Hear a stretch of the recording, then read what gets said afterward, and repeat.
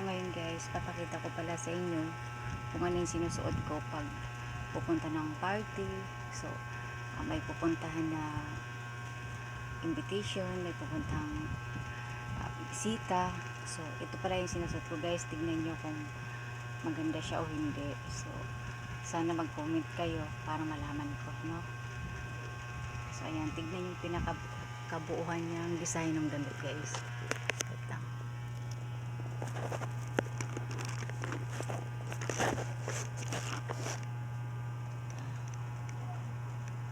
Ito siya guys.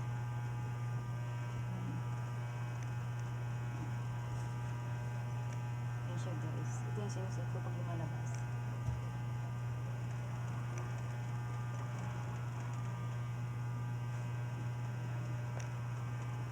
So itong damit na ito nagkakalaga lang naman siya ng 15,750. Yeah.